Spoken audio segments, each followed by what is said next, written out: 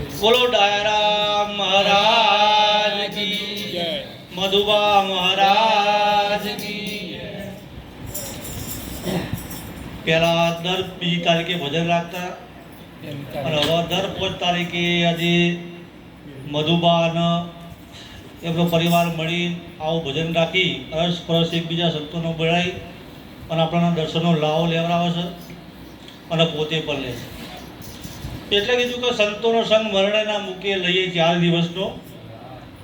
દિવસનો લાવો। આ જીવન આપણને મળ્યું છે જન્મ મરણના વચ્ચેનું જે જીવન છે ને એ બહુ કિંમતી છે। આ જન્મ મરણના વચ્ચેનું જે આ જીવન છે ને એ બહુ કિંમતી બધું।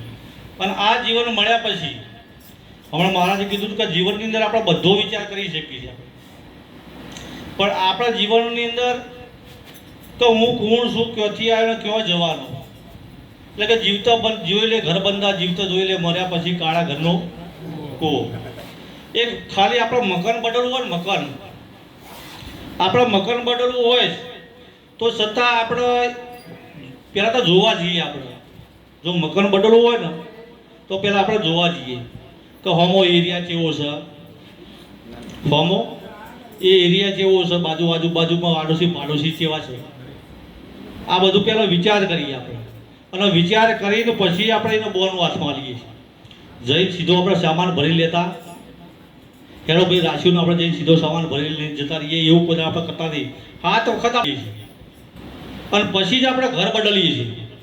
તો આ વિચાર કરો કે આ 84 લાખ જીવો છે અને 84 લાખ જીવોની અંદર આપણને મનુષ્ય અવતાર મળ્યો છે। આ મનુષ્ય અવતાર મળ્યો છે જેમ તેમ મળ્યો નથી, બહુ કિંમતી છે। અને આમાં એ વિચારવાનું છે આપણે કે જ્યારે આ મારો દેહ પડશે ત્યારે હું જઈશ ક્યાં। જો એક ઘર આપણે એક ઘર એક સમાન આવું ઘર જોવા હોય ને તો આપણે 7 વખત વિચાર કરીશું કે જ્યારે આ શરીર છૂટશે તો જઈશું છો। એટલે મહાપુરુષો આપણે કહે છે કે જીવતા જોઈ લે બધા ઘર, જીવતા જોઈ લે, હા, જીવતા ઘર જોઈ લે મર્યા પછી કાળા ઘરનો કૂવો। એટલે આ ઘર આપણા સંતો મહાપુરુષો જીવતા આપણને બતાવી દે છે।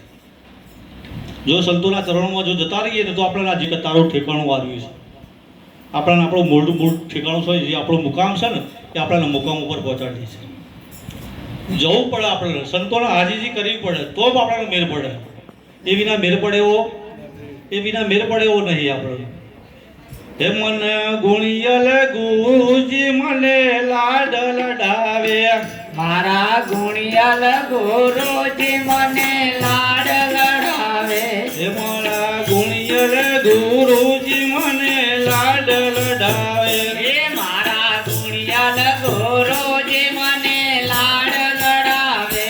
હે લાડ લડાવે ને મને શાન બતાવે, મારા ગુણિયલ ગુરુજી મને લાડ લડાવે।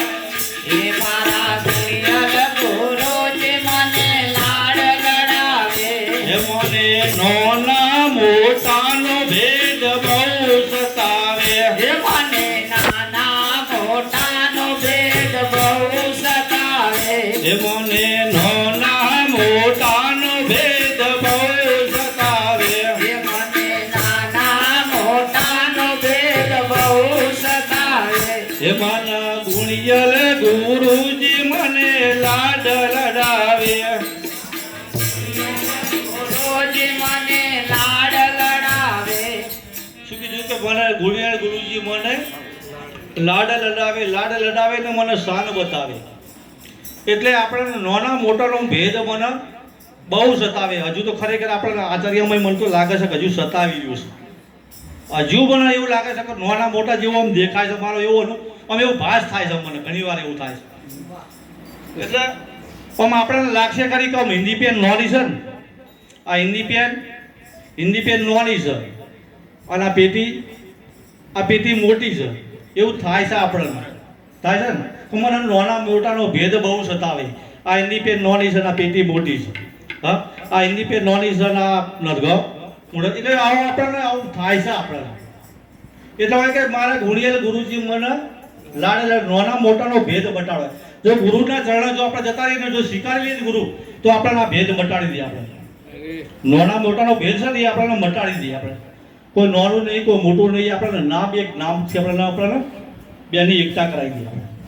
હે મન ગુણિયલ ગુરુજી મને લાડ લડાવે, હે મારા ગુણિયલ ગુરુજી મને લાડ લડાવે, હે લાડ લડાવે ને મને લાડ લડાવે, મારા ગુણિયલ ગુરુ મને લાડ લડાવે, હે મારા ગુણિયલ ગુરુજી મને લાડ લડાવે, હે મન જળ રે ચેતન મને ભેદ સતાવે, હે મારા જળ રે ચેતનનો મને ભેદ સતાવે, હે મને જળ રે ચેતનનો ભેદ બહુ સતાવે, હે મને જળ રે ચેતનનો ભેદ બહુ સતાવે. શું કે છે કે મને જળ રે ચેતનનો ભેદ મને બહુ સતાવે. એટલે આપણે ઘણી વખત આપણા નીરજ મહારાજે જો કીધું કે જળ જેવું કોઈ વસ્તુ, જળ જેવું કોઈ વસ્તુ જ નથી. બધી જગ્યાએ ચેતન બોલી રહ્યું છે, ચેતન ભળે, પણ છતાં બોલવામાં હિન્દી પેન આમ જળ છે કે ચેતન છે?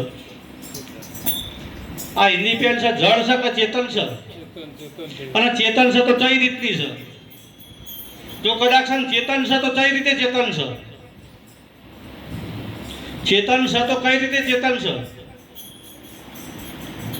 હા, આમ તમે બોલો છો કે હિન્દી પેન બોલો? બોલે કોણ? ચેતન ક્યારે કહેવાય? કોણ બોલે? તમે બોલો છો કે હિન્દી પેન બોલે છે? આ માઇક બોલે છે કે તમે બોલો છો?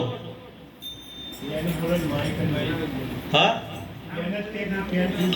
જોય સુધી હમી વસ્તુ પડી છે. શું બોલે છે? હમી વસ્તુ બોલી રહી છે. જો હમી વસ્તુ ના હોય ને તો કોઈ શબ્દ પર બોલાયો, એક શબ્દ બોલાયો ને તો હવે વસ્તુ બોલે છે. આ પેને ના બોલે ને માઇકે ના બોલે, વસ્તુ બોલી રહી. હમી જો વસ્તુ હોય તો બોલે, ને કઈ સિવાય બોલાય નહીં, એક શબ્દ ના નીકળે. એટલે મારા ગુણિયલ ગુરુજી મને લાડ લડાવે, હે મારા ગુણિયલ ગુરુજી મને લાડ લડાવે, એ લાડ લડાવે મને લાડ લડાવે, મારા ગુણિયલ ગુરુ મને લાડ લડાવે, હે મારા ગુણિયલ ગુરુજી મને લાડ લડાવે. બોલો સતગુરુ મહારાજ